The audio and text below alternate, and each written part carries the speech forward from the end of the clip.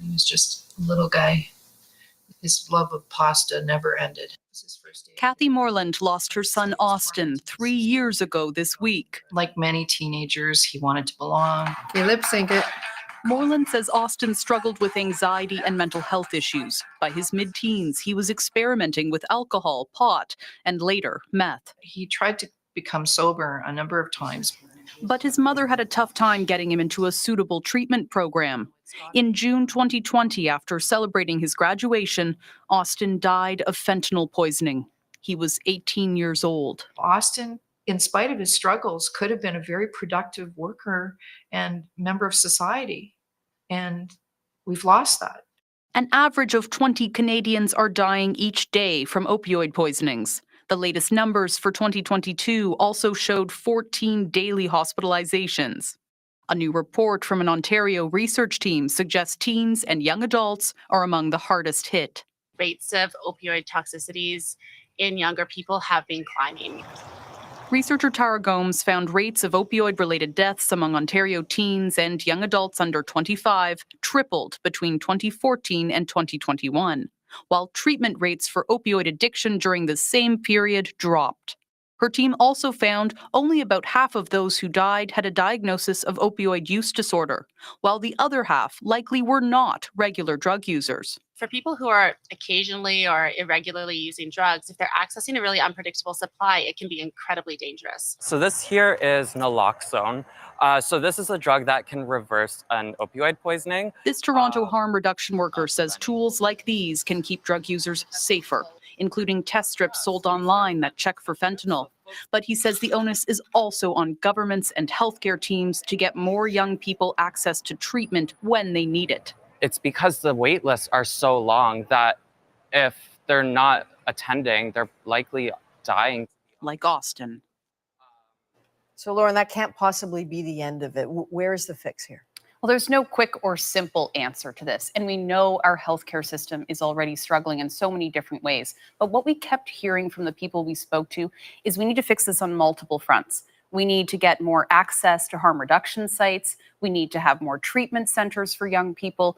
And we need to have more mental health supports to get those wait times down so people can address the issues that might make them turn to drugs in the first place. And if we don't, we're going to see more deaths. Real warning. All right, Lauren Pelly, thank you. Thank you.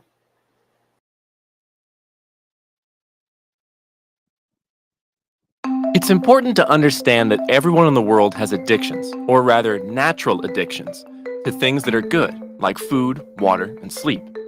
These natural addictions are important for our health and survival, and without them, we would not hunger or crave the things we need to survive. Now, we aren't exactly born with these natural addictions. Our body creates them. Let's look at an example. When you bite into an apple, your brain says, yum. Your brain recognizes that this apple is good for you. It has nutrition, vitamins, and gives your body the energy it needs to survive. Whenever the brain recognizes something that's good, it releases a chemical called dopamine. Dopamine causes you to experience pleasure. It's what makes you feel good, like when biting into an apple. The brain releases this dopamine in order to teach the body that this is healthy and good for your survival, and that it should remember to do it again.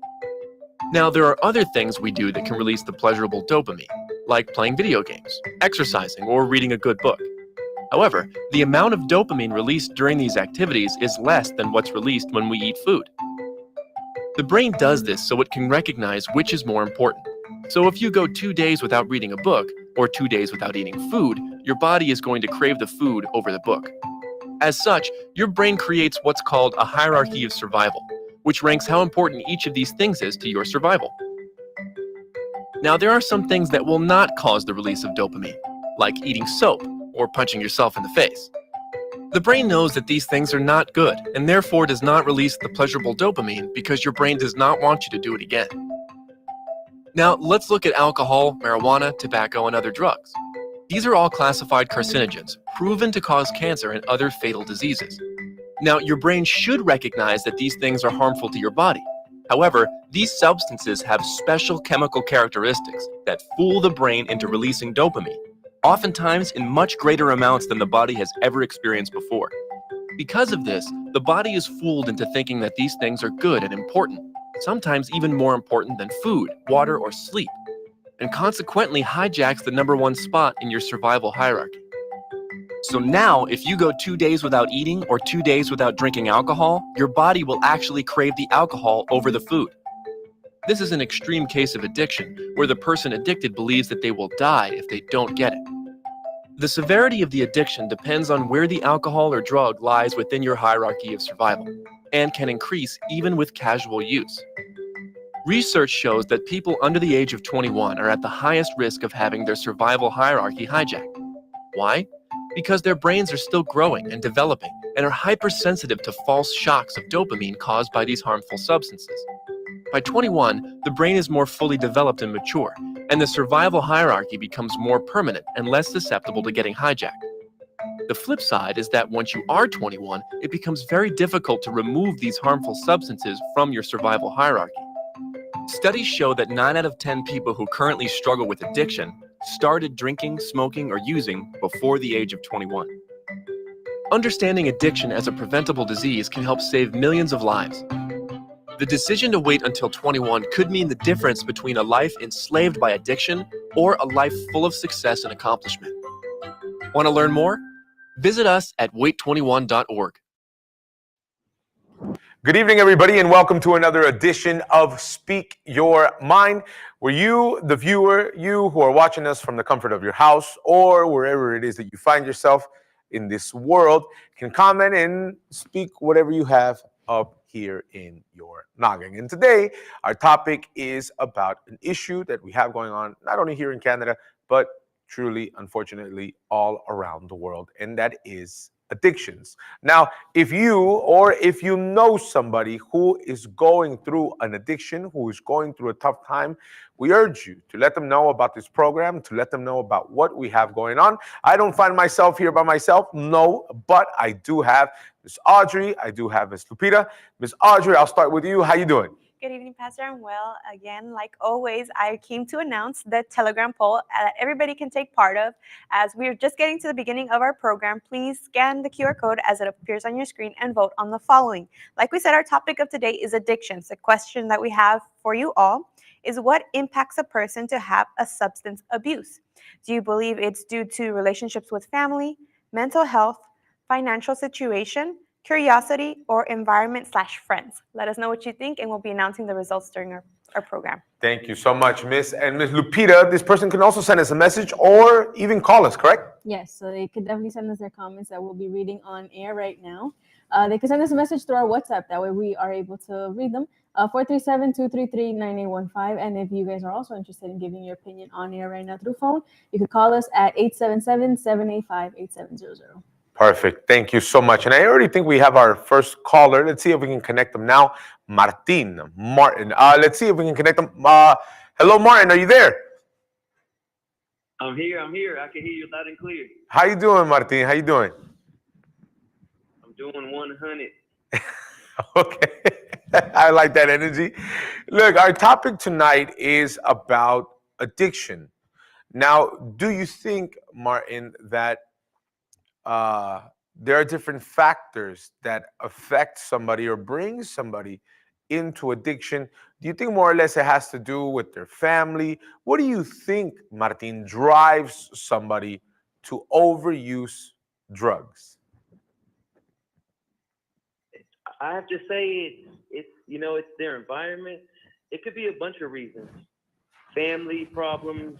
They want to escape from reality. They have something inside of them that is keeping them depressed, and it's like a way to escape from reality. From the problems that they're going through. It gives you like a false sense of hope, a false sense of satisfaction. Now, Martin, I'm going to be putting some photos right now, not in any specific order, but photos that we received of you back then. You were addicted to drugs a while back, a long time ago, correct? Yes. What were you addicted to, if you don't mind me asking? Well, we're on live television, was, I'm going to ask. I was addicted to weed. Okay. The weed I couldn't let go of, but I was also trying other drugs. Like I was also popping Percocet. I was sniffing cocaine. I was drinking alcohol, and using weed. Now, Martin, let me ask you then, what do you think is what drove you to use drugs or to use alcohol? What drove me was my friends, because everyone around me was smoking weed and doing drugs, and it was just like, in my mind, I thought it was just the thing to do, and so I tried it, and I felt good off of it, and I started trying it more and more and more, and eventually it was just something to do. Do you know more or less, Martin, how long, months, years were you using drugs for? Yes, I started smoking when I was 11, and then I used it all the way up till like 25. Whoa. 25. You say you started with how old? 11. 11 years old. That's when I got introduced to it. Martin, anybody who thinks of an 11-year-old, thinks of a little kid, thinks of somebody addicted to their iPad, thinks of somebody who doesn't even think that far into using drugs. I know you had said before about your friends. Was it your friends that introduced you at 11 years of age? Yes, because I hung around with a lot of older people. Hung around with gangs, and that's how I got introduced to drugs. Now, I know later on in the bit you're going to tell us, I guess, what changed for you. But would you ever try to stop on your own? I have. I've tried stopping on my own, but I just couldn't.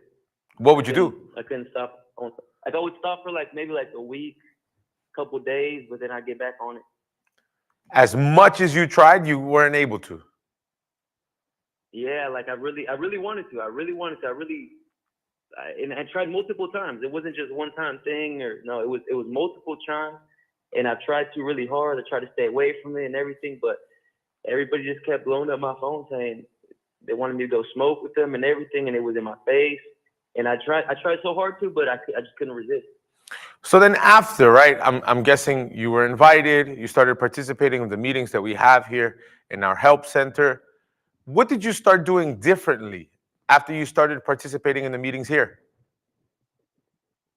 Well, the first thing was I started cutting those people off out of my life. Even if it was people I've known, even if it was family, because I was using drugs with family, and I had to make that decision to cut them out of my life because it was only going to bring temptation to me. So it didn't matter if it was family, if it was friends I've known since childhood.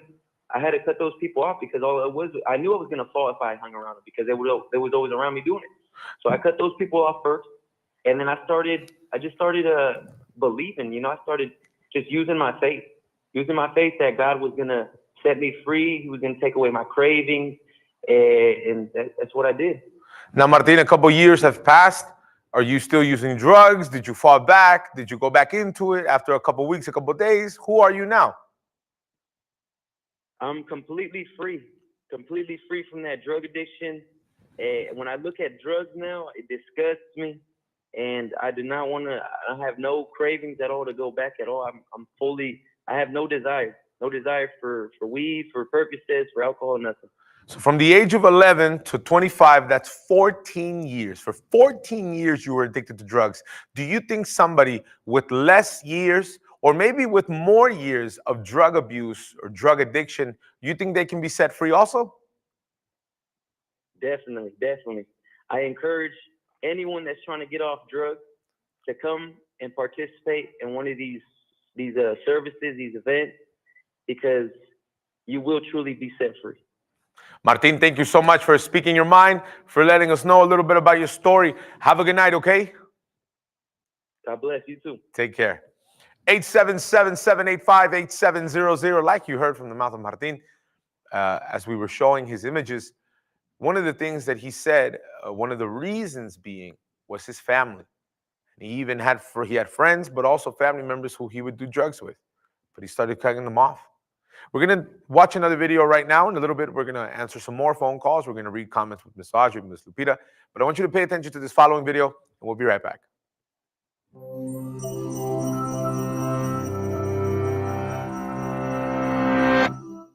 Most people will take a pill, receive an injection, or otherwise take some kind of medicine during their lives. But most of us don't know anything about how these substances actually work. How can various compounds impact the way we physically feel, think, and even behave? For the most part, this depends on how a drug alters the communication between cells in the brain. There are a number of different ways that can happen. But before it gets into the brain, any drug must first reach the bloodstream on a journey that can take anywhere from seconds to hours, depending on factors like how it's administered. The slowest method is to take a drug orally, because it must be absorbed by our digestive system before it takes effect. Inhaling a drug gets it into the bloodstream faster, and injecting a drug intravenously works quickly too, because it pumps the chemicals directly into the blood. Once there, the drug quickly reaches the gates of its destination, the brain. The entrance to this organ is guarded by the blood-brain barrier, which separates blood from the nervous system to keep potentially dangerous substances out. So all drugs must have a specific chemical composition, which gives them the key to unlock this barrier and pass through. Once inside, drugs start to interfere with the brain's normal functioning by targeting its web of neurons and synapses. Neurons are brain cells that have a nucleus, dendrites, and an axon. Synapses are structures placed along the dendrites or the axon, which allow the exchange of electrochemical signals between neurons. Those signals take the form of chemicals called neurotransmitters. Each neurotransmitter plays different roles in regulating our behaviors, emotions, and cognition, but they all work in one of two ways. They can either inhibit the receiving neuron, limiting its activity, or excite it, creating a new electrochemical signal that spreads throughout the network. Any leftover neurotransmitter usually gets degraded or reabsorbed into the transmitting neuron. A drug's effectiveness stems from its ability to manipulate these synaptic transmissions at different phases of the process. That results in an increase or a decrease in the amount of neurotransmitters being spread. For instance, common antidepressants, like SSRIs, stop the reabsorption of serotonin, a neurotransmitter that modulates our moods. This effectively pushes more of it into the neural network. Meanwhile, painkillers, like morphine, raise levels of serotonin and noradrenaline, which regulate energy, arousal, alertness, and pleasure. Those same neurotransmitters also affect endorphin receptors, reducing pain perception. And tranquilizers work by increasing the production of GABA to inhibit neural activity, putting the person in a relaxed or sedated state. What about illegal or illicit drugs? These have powerful impacts on the brain that we're still trying to understand. Crystal meth, an amphetamine, induces a long-lasting release of dopamine, a neurotransmitter linked with the perception of reward and pleasure. It also activates noradrenaline receptors, which increases the heart rate, dilates pupils, and triggers the body's fight or flight response. Cocaine blocks the reuptake of dopamine and serotonin, pushing more into the network where they boost energy, create feelings of euphoria, and suppress appetites. And hallucinogenic drugs have some of the most puzzling effects. Substances like LSD, mescaline, and DMT all block the release of serotonin, which regulates mood and impulsivity. They also have an impact on the neural circuits involved in perception, learning, and behavioral regulation, which may explain why these drugs have such powerful impacts. Even if some of these effects sound exciting, there are reasons why some of these drugs are highly controlled and often illegal. Drugs have the power to alter the brain's chemistry, and repeated use can permanently rewire the neural networks that support our ability to think, make decisions, learn, and remember things. There's a lot we still don't know about drugs and their effects, both the good and the bad. But those we do know about are the ones we've studied closely and turned into effective medicines. As our knowledge grows about drugs and the brain, the possibilities will also increase for treating the many medical problems that puzzle researchers today.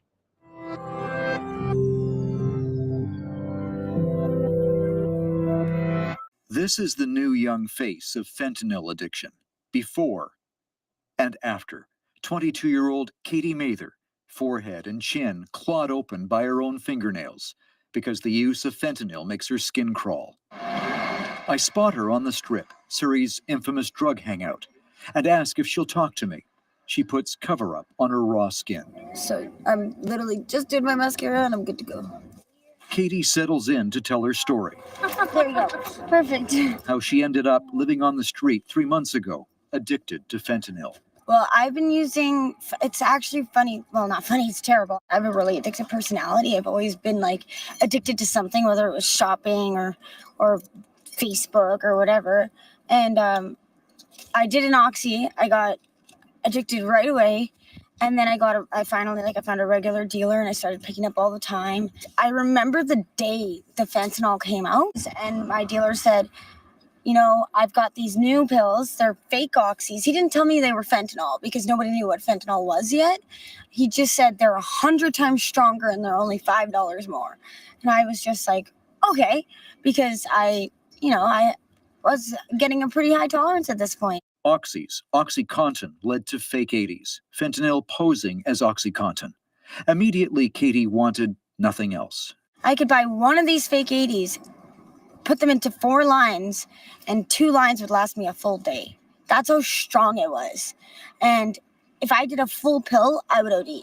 Katie says she's overdosed 11 times, most recently a few days ago, brought back by paramedics or friends on the Strip who have naloxone, the powerful opioid antidote. Every time I do dope, I know I'm taking a risk. I know that I might die, but like it doesn't matter how many times I've OD'd, I still use the next day because the withdrawals are so bad. Katie has been in the news before. She and her sister attacked by a Rottweiler cross back in December. Katie was badly hurt and spent time in hospital. She says that cemented her addiction to fentanyl. As she talks, blood starts to seep through her makeup. Katie, you're 22. Why would you risk this?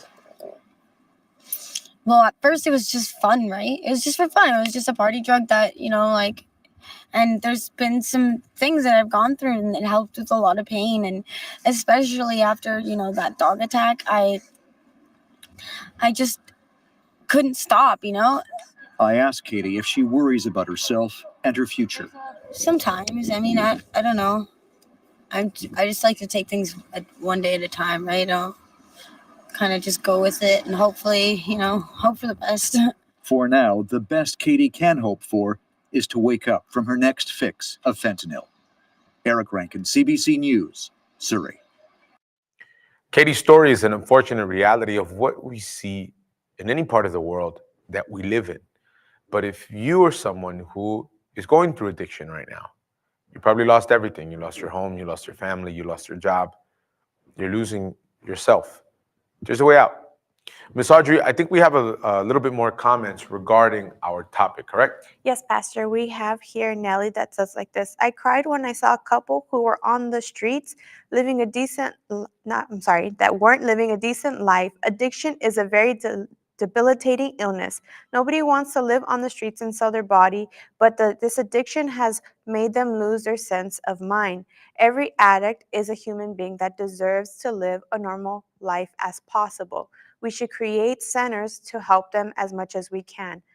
And we also have Javier that says like this. I had a friend that I tried cocaine with when I was 18. He introduced it to me and I loved it once I tried it. I handed him some money the next day and said, "Here, some more cash. Get us some more for tonight." I'll never forget his response. "I think you'll like it a little too much, so let's not." I never tried it again, and I can't help but feel that he helped me dodge a major bullet. Pastor, a lot of people, as we have seen and heard, many people have tried it out of curiosity and because a friend says so, or because they are curious to see what it feels like, what it tastes like, the sensation of it all. And unfortunately, we see those cases where they lose themselves completely due to this drug because they are helpless. And there's other people that, like his case, thank God he didn't get influenced by this. After trying it only once, it can, be serious to someone that is struggling with addiction. And you can even have friends who, Lupita, they kind of even change their minds, last second. And, I commend that friend that at last minute was like, well, you know what? I think if we go down this route, I think it's going to be a big problem. Ms. Lupita, do we have any more comments? Yeah, we have Tawny here that says, every drug makes the brain function differently. There's a change in your brain that makes it hard for drug users, harder for them to stop. Some people get addicted from psychological reasons, mental reasons, and your home environment. Symptoms of being addicted is you feel the need to do drugs every day, even if you don't have the money or time to. And we have Hillary that says, if you don't want drug addiction problems, just simply don't do drugs in the first place. If you do get into drugs, just remember, every time you feel good, you will twice as bad when you stop using it. So we have these people that leave those comments. What was her name? Hillary? Thanks, Hillary. If I don't want drug addiction, don't do drugs. What a very mesmerizing, very revolutionary thing to say. Fortunately, there are people who aren't that strong, Miss Hillary. When we find them, we'll point them to you since you have all the answers. And I think we have another phone call now. Let's see if we can connect them in this moment. I think we have Madeline. Miss Madeline, can you hear me? Yes, hello. How you doing, Miss Madeline? I'm doing good. How are you, sir? Good, good, good. Miss Madeline, we're asking everybody the following question about addictions. Do you think an addiction is something that's more given because of a problem in the family? It's something that happens out of curiosity, something that happens just because of the friends that you're with? What do you think, or what's your mind at when it comes to how addiction can happen? To be honest, I think it's a little bit of everything, because everyone's different. Everyone goes through different problems, different situations. So it all depends, right? To be honest, I was actually addicted to drugs. So, but in my case, it was because of family problems and because of some mental problems I had. With So depression, we're showing some images now on the screen. I think one is of you in the club, another one is you with some smoke coming at your nose. You said it mostly had to do with your family. You had problems and you had your own problems also going on. Yeah, exactly. Well, the thing is, I grew up without a father. So it was really tough on me. It brought a lot of loneliness, a lot of hatred, a lot of anger. My mom had to work 2 jobs, so, to raise my brother and I. So we were basically left alone majority of the time. So I felt like no one loved me, no one cared for me, the black sheep of the family, until I got up. I think it was in high school. I got to high school, met some friends. They introduced me to drugs. I felt like they were, quote, parentheses, family. They introduced me to the drugs, and then I got addicted to it, unfortunately. Now, how many years? Like How many years would you say, Miss Maddie, you were addicted to drugs in total? I could say, let me see, I think it was about 4 to 5 years. 4 to 5 years going out, hanging out with those friends, addicted to drugs. How did you feel inside? I know when somebody smokes weed, when somebody drinks, one is around the friends, one has a certain sensation. But truly inside, Miss Maddie, how'd you feel? No, I felt empty. I felt worse, worse than even before. Because, like you said, in the moment, that someone is high, someone is drunk, they might feel like they're on cloud nine, right? Yeah. But after all of the effects wear off, it seems like all of the problems were still there. It just made things worse because it just made me have more problems with my family, more problems with my mother. Then it would just, the thoughts would come to my head like, oh, why did I do it? Why can't I just stop? And it just made things just worse than what it was before. Now, Ms. Maddie, finishing up, when you started participating of some services, right? Were you skeptical? Were you like, is it gonna work? Is it not gonna work? Like, what made you, I definitely was. I did have my doubts and my questions in my head. I to be honest, I thought I was a lost case. I didn't think that coming to church or come to the services will help me with my situation. Because I was always told growing up that I was a failure, that I wasn't good for nothing. So, I always thought like, okay, if doctors couldn't help me, because I did go to doctors, I did, even speak to psychiatrists, and they weren't even able to help me. So I questioned and I doubted, like, how is, church or services or even God going to be able to help me? Now, Ms. Maddie, I saw myself as a lost case. Ms. Maddie, we actually have a question for you. I know you probably weren't prepared to answer questions from somebody else, but Ms. Audrey, you let it go. Go. Yes, we have a question that I don't know if you've ever heard of this, but a lot of people, maybe they do drugs, they're addicted, but sometimes they feel like they can stop at any time, at any moment during these years 4 to 5 years that you were dealing with addiction. Did you ever think you had a problem? Did you ever think that you were in control of it? Could you stop at any time? Or did you know already that it was a serious thing, that you needed help and you were looking for that help? To be honest, in the beginning, I thought I had control over it. I thought that I was able, to stop whenever I wanted. But when I tried to stop and realized that I couldn't, that's when I hit rock bottom and I said, yeah, if I don't get help, I'm not going to be able to stop. Because I tried and, I think I lasted just a few hours without doing nothing. It just, I couldn't. I fell back to it.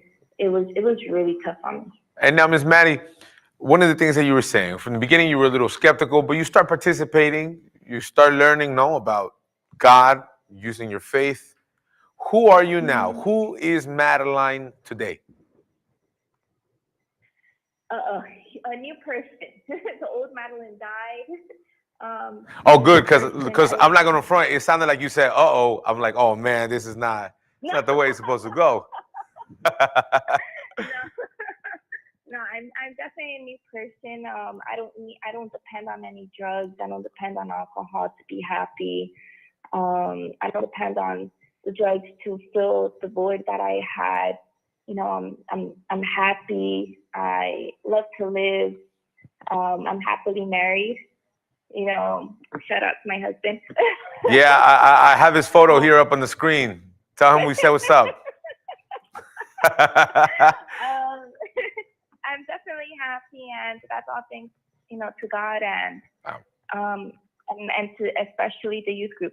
YPG definitely helped me a lot. Now, Ms. Maddie, a true family to me. You started learning how to use your faith, but when you started going back to the reality, you started seeing your friends, you started seeing your family. Is there something that you did to kind of stop from them leading you to go out? Is there something that you had to decide on, that you cut off? Yeah, I had to make a huge sacrifice, and that's to let go of everything that led me to the wrong path.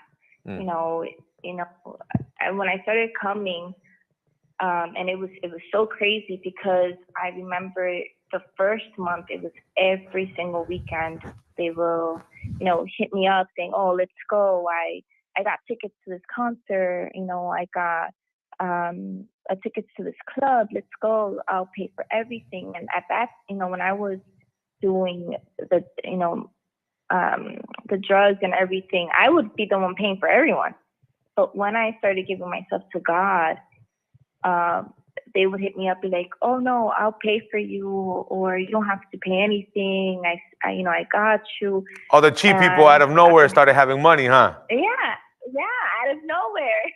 Out of nowhere, they started having money, and they wanted, for me to go. But I kept, I made a decision. I made the sacrifice, and I said, no, that's it. And I found the true help that I needed. So, Miss Maddie, this person who's watching this, right?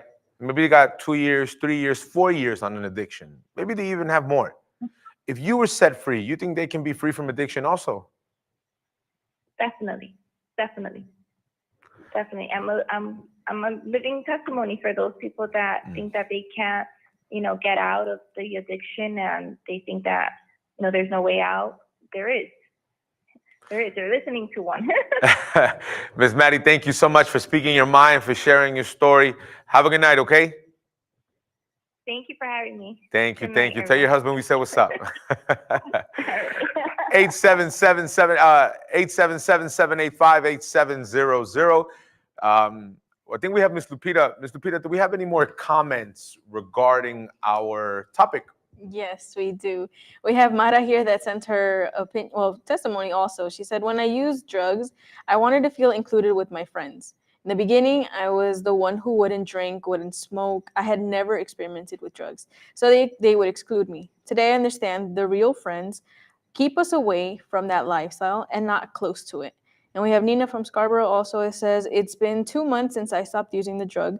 I have more anger and depression now. When I used a lot, it is quickly stopped from decreasing. I have a heart beta when I have tension. I did not receive any treatment with the help of a doctor. Sometimes I'm scared to death. I'm desperate to get help, get back to normal. Can you give me a suggestion, sir?" Nina, right? Yeah. Nina, I want you to pay very, very close attention. First and foremost, you said, can you read that first part again, Lupita, of the one where after she says she feels a little bit more angry or depressed or anxious? Yeah, so she says, "It's been 2 months since I stopped using the drug. I have more anger and depression now. When used a lot, it's quickly stopped from decreasing." Okay, right there. You see right there, that is, I think, one of the biggest misconceptions that we have. And I tell you because I used to say the same thing. I used to say that marijuana used to calm me down. Drinking alcohol used to calm me down. But in reality, no. Smoking weed used to make me feel lazy. It used to make me feel hungry. Drinking alcohol used to burn my throat, used to burn my stomach. We sometimes fall into what a lot of people around us can tell us about said things. You heard from Maddie, you heard from Martin, you heard from some other people that commented that at the end, deep inside, they didn't feel good. You feel anxious, depressed, angry, not because you don't have the drugs. If I'm keeping it 100 with you, that's what you have. When there is no drug present, that is what you are. And I'm not saying that to condemn you. On the contrary, I'm saying that to help you. Because I used to be somebody depressed. I used to be somebody angry. But I'm not that anymore. And you can be free also. Before I show you how you can be free, I want to show you and everybody else who's watching us how addiction happens. Pay close attention.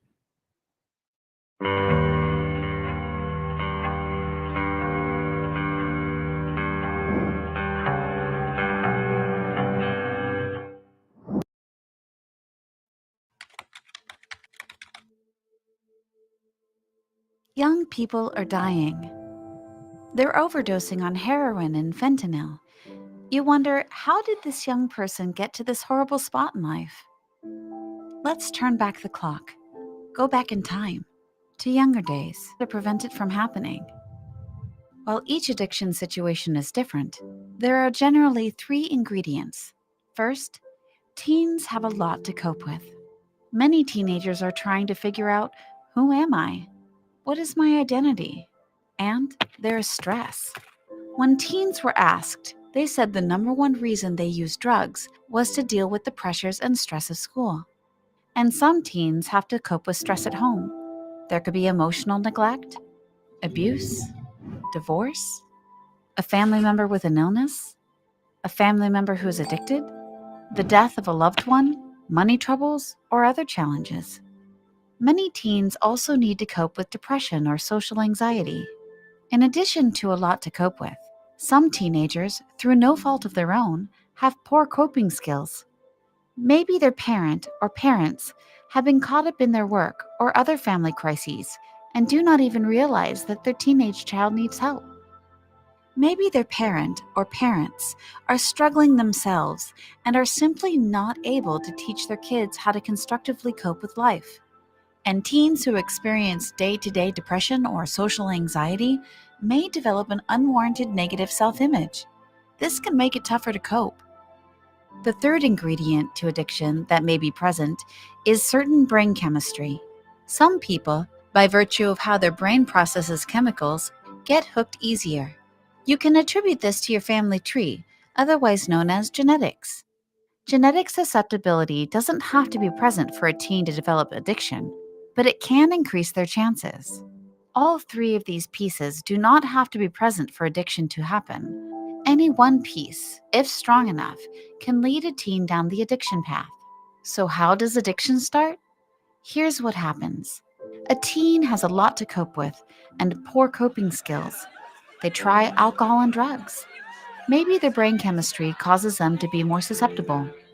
The teen's brain learns that, at least in the short term, the alcohol or drugs gives them a way to temporarily neglect or forget the stresses in their life, which is a flawed way of coping.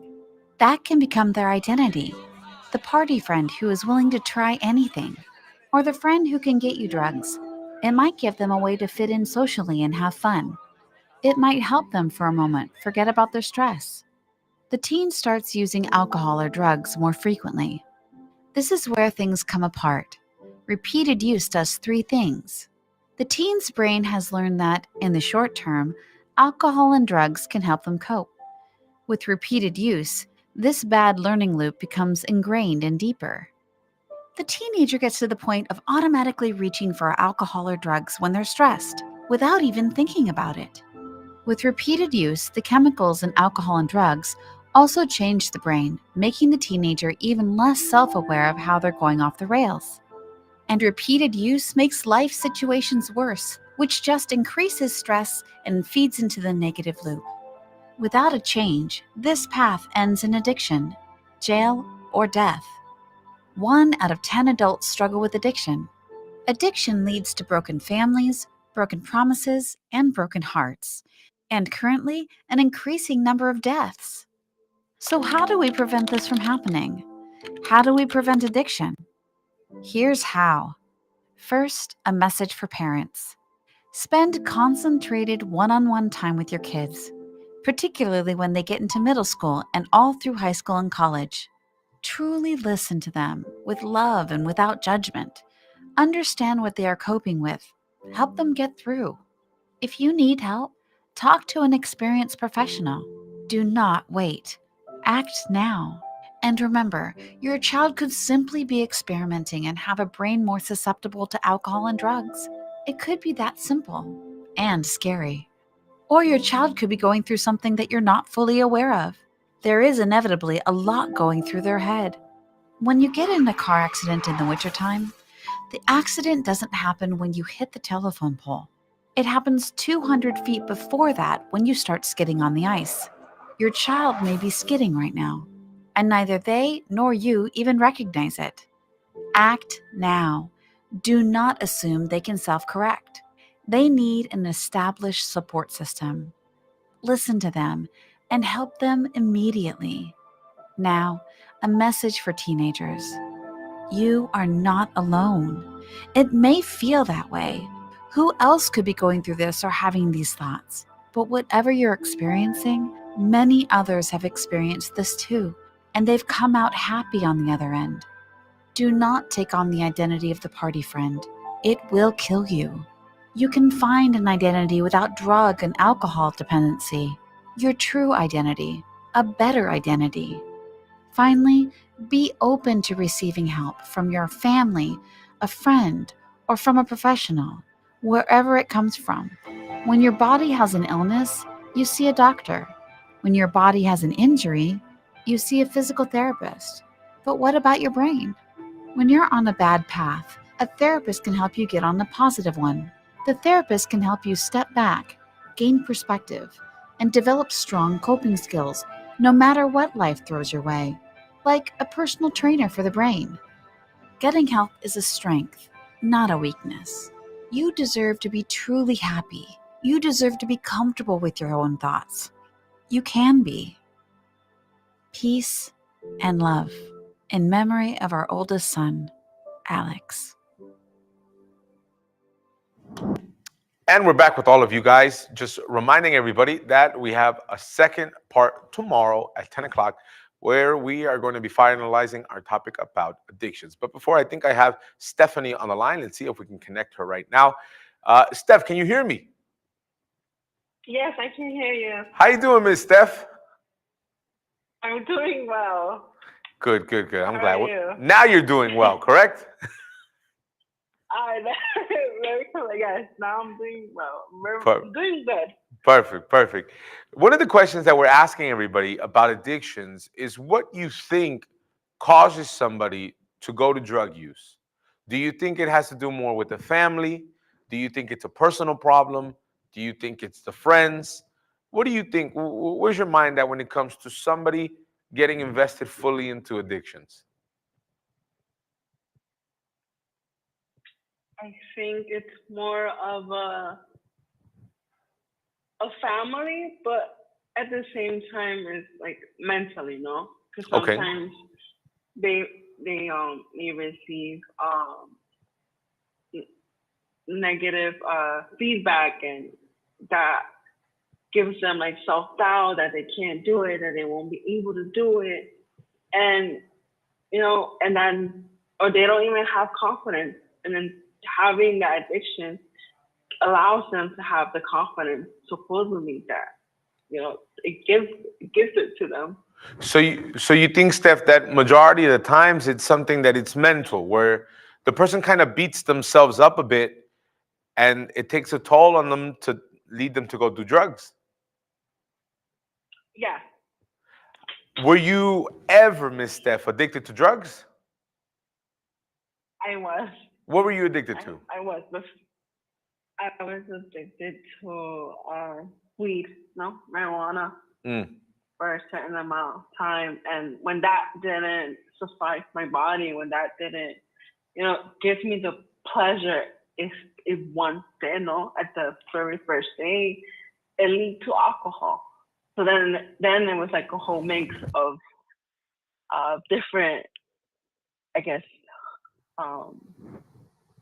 chemicals inside me, trying to get rid of what I was feeling at that moment. Now, Steph, for you, what was it? What brought you? Was it your friends? Was it a problem? Was it you inside and your own thoughts? What do you think led you to use drugs? For me, it was more of a family thing, because I was in need of a father figure. My father passed away when I was just 9 years old. As a girl, not as a female, we always are called the daddy's girl, because everything we want is daddy. But I didn't have that.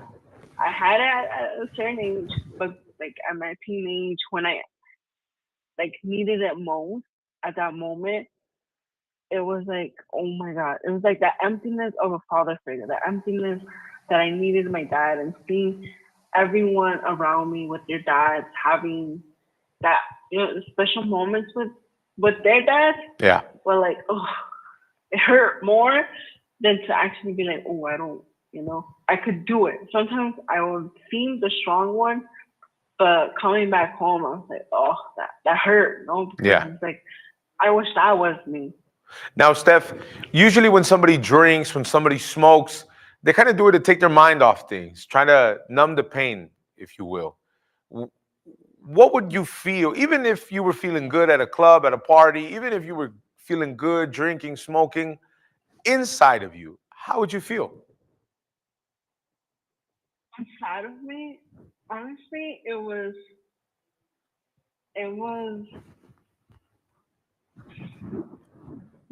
more like isolated.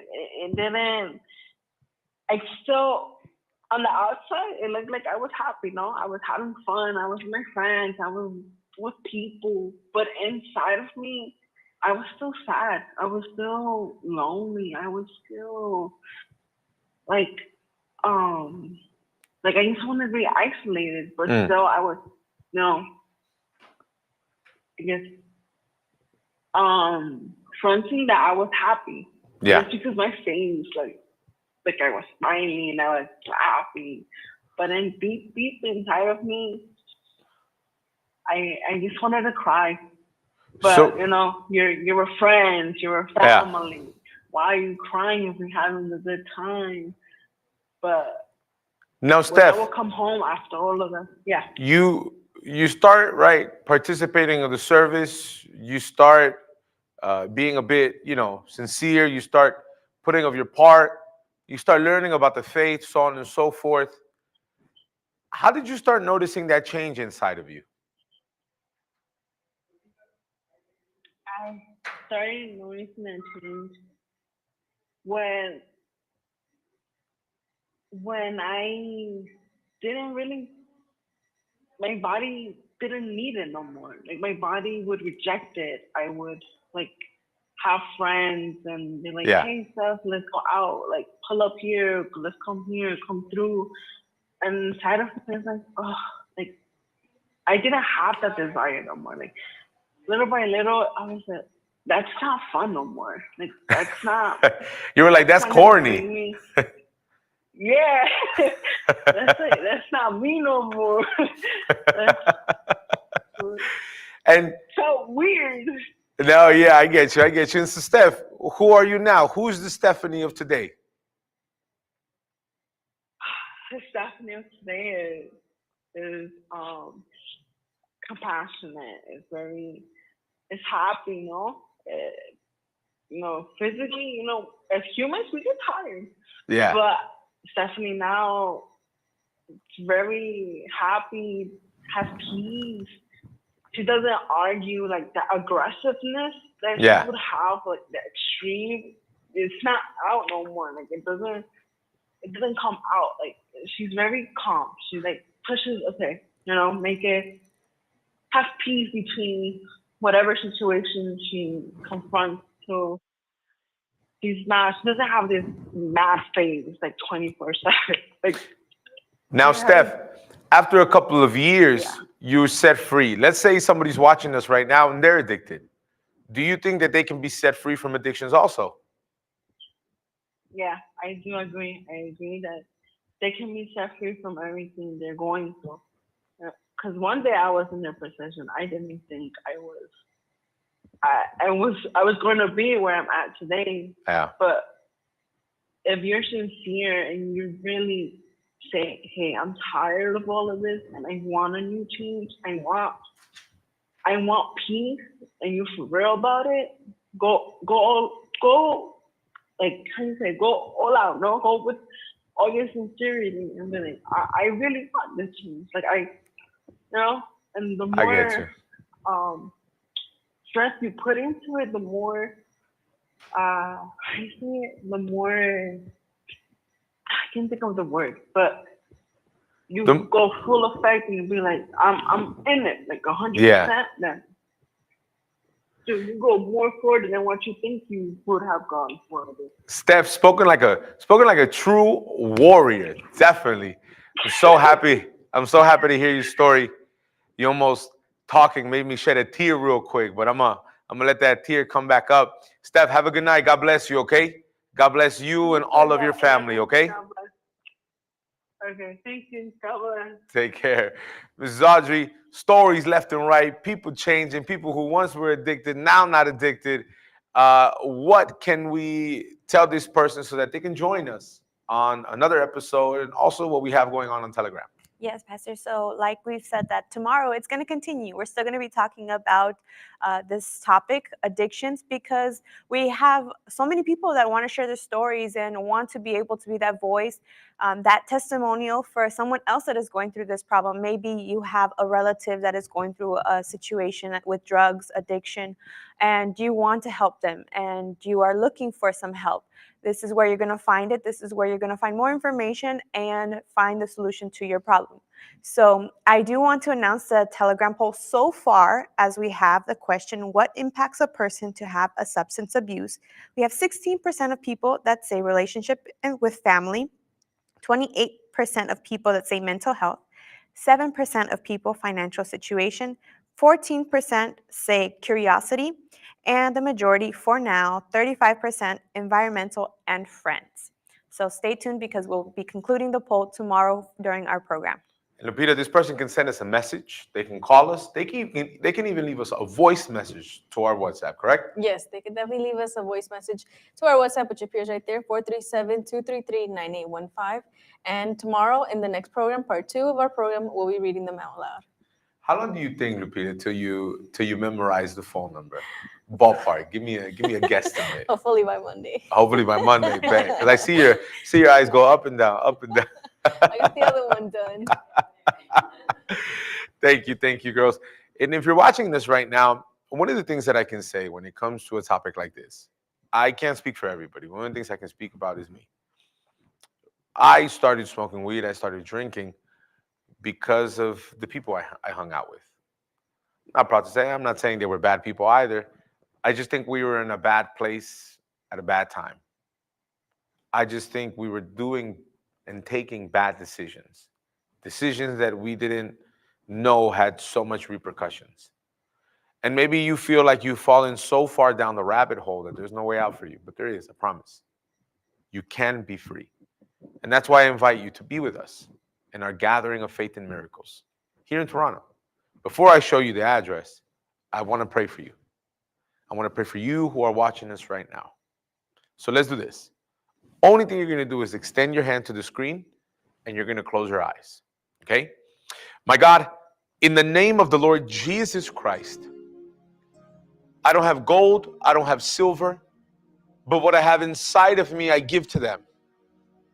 You who are listening to us now, who are at the bottom of the barrel, who are weak, who say, I've tried everything to be drug-free, but haven't been able to be free, to be healed, to be cured. You're healed right now. Our God in this moment frees you from this addiction, from these shackles, from these chains. In Jesus Christ's name, be set free from all the evil. And my God, that tonight, this person can sleep better. This person, when they wake up with strength. That is what I determine. In the name of the Father, Son, and of the Holy Spirit. And if you believe, so then you say, Amen. Amen. 2420 Dufferin Street. We're located here in Toronto. There you have the address. If you want, you can take a photo right now. We're on the corner of Bowie Avenue, Dufferin Street, 2420 Dufferin Street. We're about a block and a half from Eglinton, right there next to Bowie. You can take line 1 to Eglinton Avenue, take the 29 bus, the 929 bus, everything to accommodate you. You want to be free, you want to stop suffering, this is the place for you. Sunday, 10 o'clock, I'll be waiting for all of you. Don't forget, tomorrow we'll be back live. This is your show, Speak Your Mind. Thank you for allowing us in your home. God bless. See you soon.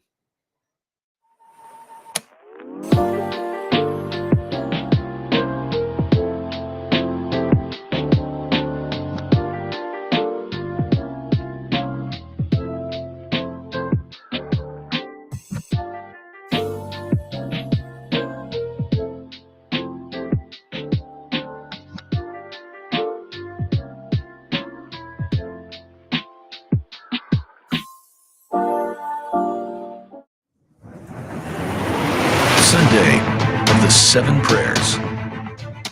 In the gathering of faith and miracles, bringing restoration to health, prayer for your deliverance, to your love life, to your family, your financial life, for inner peace, and a real and true encounter with God. There are 7 prayers that will impact your life and destroy all your troubles, bringing new life in every way. Sunday of the Gathering of Faith and Miracles. Sunday at 10 a.m. 2420 Different Street, 1 block north of Eglinton Avenue, and at every Universal Church in Canada. Join us this Sunday at 10 a.m. and discover a transformative experience. Here you'll find deliverance. When I started doing my chain of prayers on Friday, the first thing that I was delivered from was insomnia. When I opened myself during